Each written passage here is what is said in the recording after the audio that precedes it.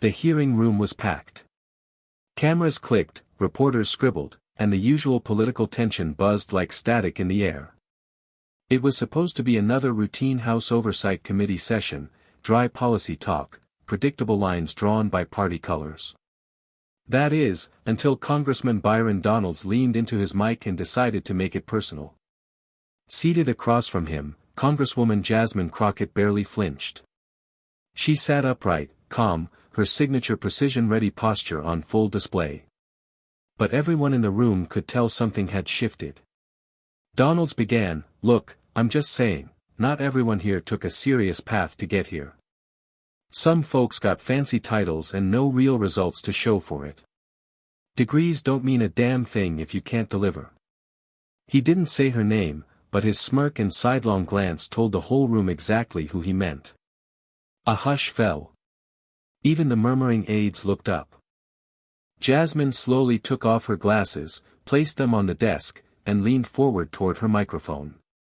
"Congressman Donalds," she began, her voice even but ice-cold, "I've been silent long enough while you've tried to clown your way into respect." The room blinked. "I earned my law degree from a university that didn't buy prestige. I took the bar while working 2 jobs and mentoring kids who didn't know what the inside of a college looked like. And unlike you, I didn't ride in on a wave of cable news talking points and pre-written soundbites." Gasps. Donald sat frozen, caught somewhere between a grin and a grimace. Then she dropped the line that would go viral. "But if you ever want to compare transcripts, real work, or who actually shows up for their district, they'll gladly humiliate you again. This time on live television." The room erupted. Cameras panned instantly to Donalds. His face, locked in a stunned, blinking silence, spread across social media in seconds. Within minutes, the clip was everywhere. Twitter, YouTube, TikTok, even LinkedIn. The freeze frame of Byron Donalds blinking in stunned disbelief had already become a meme. Caption: "When you bring a water gun to a flamethrower fight." But inside the chamber, the aftermath was still unfolding. The chairman banged his gavel half-heartedly, trying to regain order. "Let's keep this civil," he mumbled. Jasmine Crockett adjusted her mic, her gaze never leaving Donalds. "Civility isn't a substitute for honesty, Chairman. If someone's gonna disrespect my education, they'd better come correct. I won't sit here and let someone who Googles talking points 5 minutes before hearings question my credentials." Donalds leaned back, his smile replaced with a tight-lipped stare. His allies shifted awkwardly in their seats. He cleared his throat. "No disrespect meant, Congresswoman. I was simply implying I don't belong here," she snapped. "Let's be honest, Byron. You didn't stumble into that microphone. You planned this. What you didn't plan for, was that I'd answer." The silence returned, heavier this time. Across the aisle, even members of Donald's own party avoided eye contact. Representative Ro Khanna let out a low whistle. Representative Jamie Raskin, seated a few seats away, leaned in and whispered to a colleague, "She just ended his next Fox News segment before it started." But it wasn't over. Crockett wasn't done. She pulled a thin folder from beneath her notes. "Since we're talking education, here's a breakdown of my policy work on student loan reform, school equity, and judicial mentorship. Would you like to show us yours, Congressman?" Donald stared, jaw tight. He said nothing.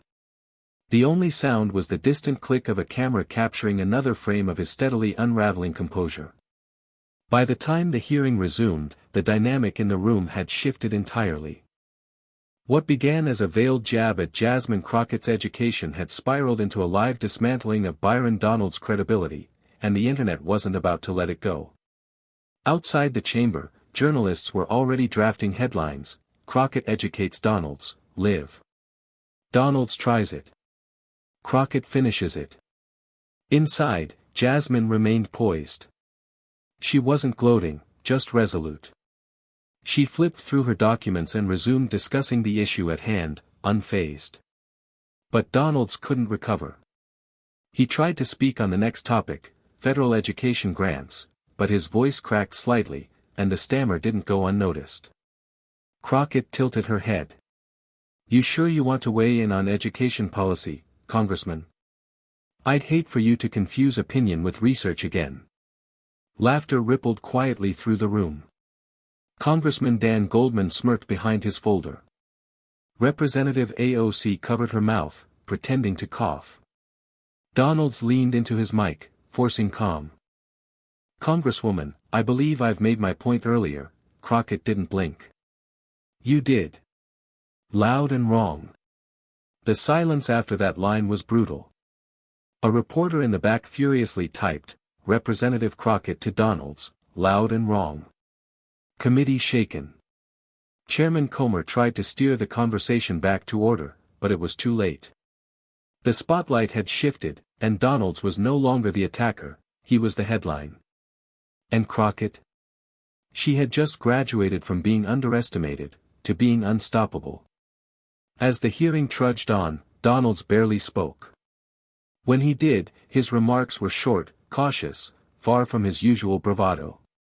Meanwhile, Crockett continued with sharp focus, her voice crisp, every word hitting with precision. The contrast was jarring. By the time the committee recessed for lunch, reporters swarmed the hallway. Crockett exited first, flanked by staff, calm and composed. A mic was thrust her way.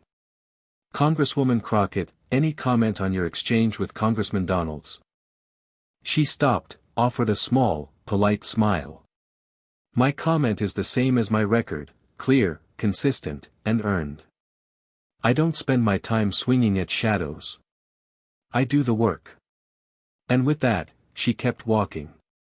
Moments later, Donalds appeared. He was visibly irritated, phone in hand, likely watching his own face freeze-framed across every news feed. One reporter dared to ask, "Congressman Donalds, were you surprised by how Congresswoman Crockett responded today?" He paused. I think things were misinterpreted. I respect all my colleagues. But the damage was done." Later that day, MSNBC aired a split-screen montage, Crockett's fiery clapback on one side, Donald's silent reaction on the other. The caption read, "When you challenge a lawyer, and she cross-examines you in real time." Even conservative commentators struggled to defend him. One segment host on a right-leaning network muttered, she came prepared, I'll say that." What none of them saw coming, however, was what Jasmine did next. Not content with just a viral moment, she was about to turn the embarrassment into a full-scale policy campaign, and bring the entire House into a new debate on educational equity, using the very attack against her as fuel. That evening, Jasmine Crockett took the podium at a planned education town hall in her district, now with 3 times the expected crowd and live stream numbers surging past 50,000. Cameras were everywhere. People weren't just tuning in to hear about student loans or underfunded schools anymore, they came to watch what she'd say next. She didn't disappoint. "I want to thank Congressman Donalds," she began, pausing as the crowd chuckled, "for reminding the country why education still matters, and why some of us have to fight twice as hard just to be taken seriously." Applause erupted. She held up a thick file. "This is the Educational Accountability and Access Act. I was planning to introduce it next month. But thanks to yesterday's little moment, it's dropping tomorrow." The bill, she explained, would increase funding for first-generation college students, expand mentorship grants, and mandate public disclosure of congressional members' voting histories on education issues. "If you're going to question someone's credentials," she said, "you'd better come with more than a mic and a bad attitude. You'd better come with facts, votes, and results." And unfortunately for Byron Donalds, that folder's still looking pretty thin. Twitter exploded. Hashtag Crockett clapback, hashtag educated and elected, hashtag Donalds destroyed. Within 24 hours, Crockett had been interviewed on 3 major networks. One clip of her town hall closing line went megaviral, "Don't let loudness fool you into thinking it's leadership." Donalds remained quiet. His team issued no statements. For once, his social media feed was mostly retweets of unrelated topics, none daring to mention Jasmine Crockett. And in Washington, whispers began circulating about a new rising force in the House, one who wasn't just making noise, but making moves. The following week in D.C., the shift was impossible to ignore. Jasmine Crockett walked through the Capitol halls with a quiet confidence, her inbox flooded with co-sponsor requests from fellow lawmakers, many of whom had never backed one of her bills before. Suddenly, her voice wasn't just heard. It was sought out. Byron Donalds, meanwhile, kept a low profile. He cancelled a scheduled media appearance and skipped a panel on educational reform. The irony of that wasn't lost on anyone. His team pushed out a weak statement about wanting to focus on unity, but the press barely noticed. They were too busy covering Crockett's rise. CNN aired a segment titled, Jasmine Crockett, From Barbs to Bills, Turning Embarrassment into Empowerment. At the next committee session, she arrived early. This time, Donalds avoided eye contact. When he did speak, his tone was subdued, careful, not a trace of his usual snark. During a procedural debate, he offered a mild disagreement with a proposal. Jasmine leaned in gently, Congressman Donalds, I'd welcome your feedback. Constructive feedback. Preferably the kind that doesn't come with a side of condescension. Muted laughter. Donalds swallowed hard. Noted. Back in her office, staff couldn't keep up with the emails. Universities wanted her to speak. Student organizations were reposting her quotes on Instagram, some printing them on hoodies. One aide read aloud a message from a first-generation college student, I saw what you said in that hearing. I've never felt prouder to be working toward my degree. Crockett smiled. That's the point, she said quietly. Then she turned back to the stack of legislative drafts on her desk, each one proof that her education wasn't just valid. It was dangerous to those who tried to undermine it. By the next news cycle, Jasmine Crockett had become more than a headline, she was a symbol. Editorials from both coasts ran op-eds with titles like, The Crockett Standard, Intelligence as a Political Weapon. When Policy Meets Poise, How One Clapback Sparked a National Conversation. The virality hadn't faded, it had evolved. A slow-motion video of Byron Donalds' reaction, set to dramatic orchestral music, gained over 4 million views on TikTok. Meanwhile, Crockett kept working. She introduced 3 new amendments to her education bill, each rooted in personal experience, one for expanding legal prep resources in underfunded high schools. One for offering bar exam support to students working full-time. And one specifically requiring a transparent record of education-related votes from all members of Congress. Donalds, unsurprisingly, objected to the last one. In a closed-door meeting, he tried to argue against it. This feels targeted, he said. Crockett didn't even look up from her binder. Transparency feels targeted only when you're hiding something, Congressman. The room went silent. Again. Later that day, as Crockett exited the Capitol, a small crowd of young interns applauded her. A few had made shirts that read, I'm with the educated one. She smiled, took a photo with them, and kept walking. Reporters asked if she had anything more to say about Donalds. She shook her head. His face already said it all. And that was the quote that ran across every major paper the next morning. Back in Florida, Byron Donalds' district office was under pressure. Local constituents, particularly educators and parents, were calling in, demanding an explanation for his remarks and his voting record on education. One PTA president emailed a letter addressed to Donalds and CC'd several reporters, if Congressman Donalds has time to throw shade at a colleague's education, surely he has time to explain why he's voted against expanding access to Pell Grants 3 years in a row. Meanwhile, Crockett's staff compiled a public dossier, receipts, records, results, a page-by-page comparison between her work on education and Donalds.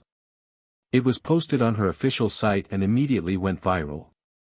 Within hours, MSNBC brought her back on air. The host leaned in, smiling, Congresswoman, you didn't just shut down a cheap attack, you built a whole legislative platform out of it. Was that the plan? Crockett gave a knowing smirk. The plan was to be underestimated, and let that be their first mistake. Clips from the interview went viral again, especially one moment where she said, "I didn't go to law school to stay silent. I went to learn how to win fights with facts, not volume." Even some moderate Republicans quietly admitted she'd handled the moment with grace and grit. One anonymous GOP aide reportedly told Politico, "Donalds should have known better. You don't pick a fight with a lawyer unless you're ready to lose on the record." Back in committee, Donalds looked a little smaller in his seat.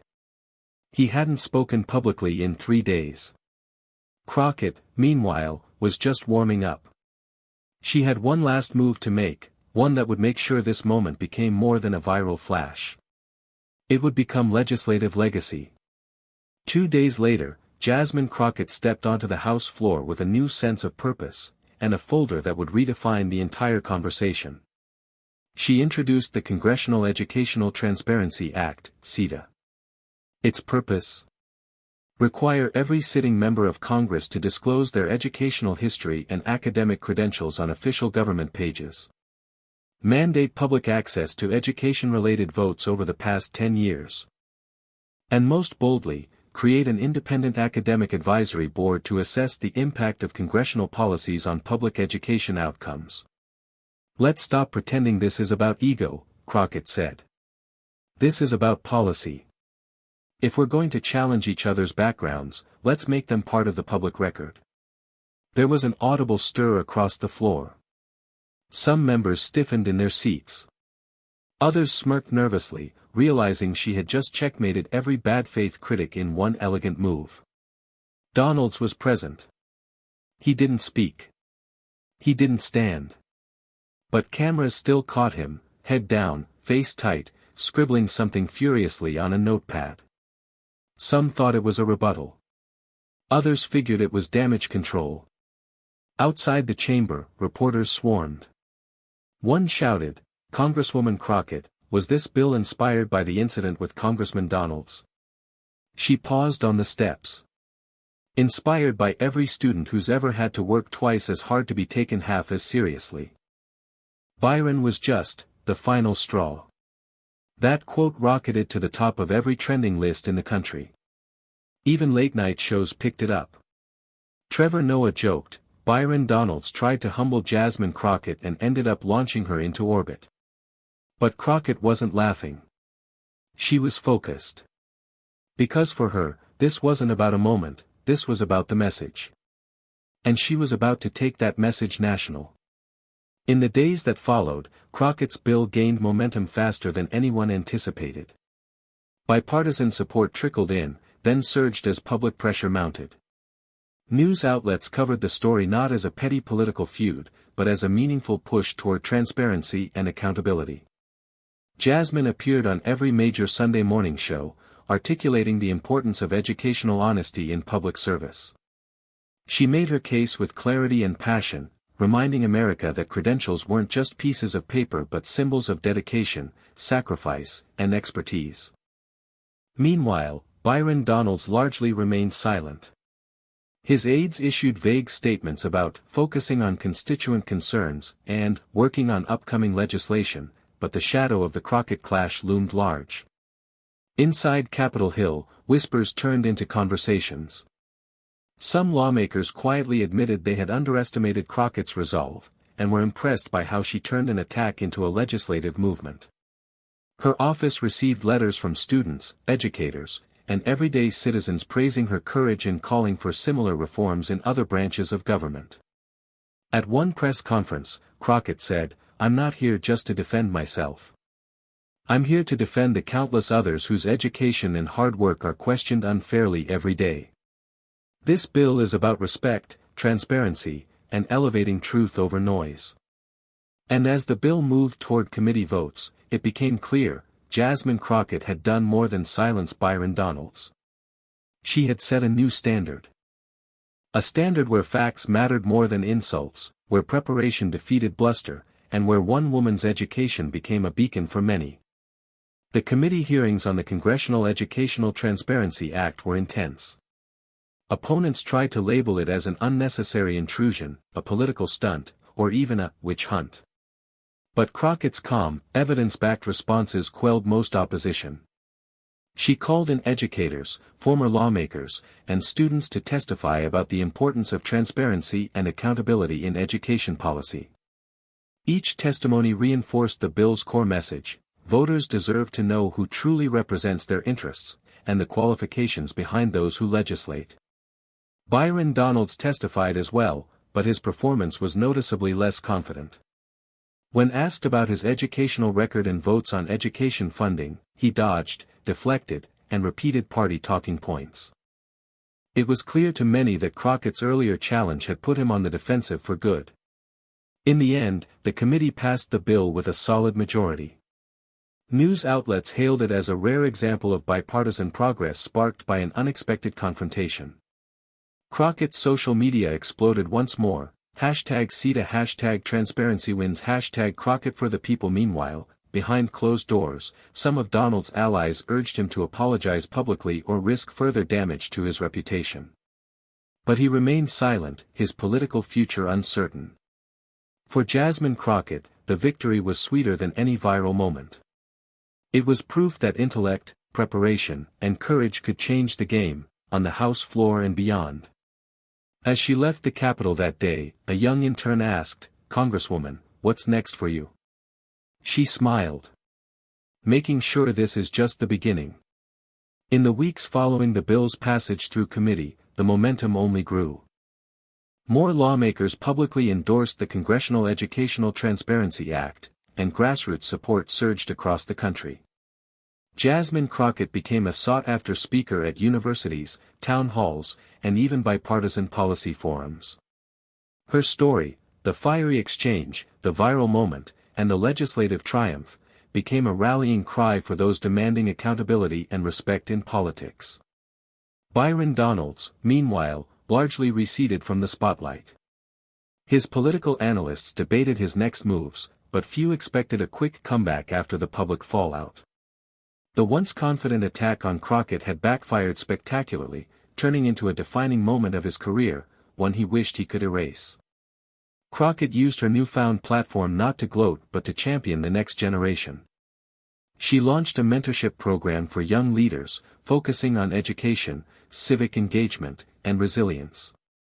At a press conference, she summed it up perfectly: "This wasn't just about me. It was about every person who's ever been told they're not enough, not smart enough, not prepared enough, not worthy enough. We changed that narrative by showing up, standing tall, and demanding the respect our work earns." The political world had taken notice. Crockett wasn't just a congresswoman, she was a movement. And as for Byron Donalds, his humiliated expression wasn't just a viral moment, it was a turning point. One that reminded everyone watching: in politics, education isn't just background noise. It's power.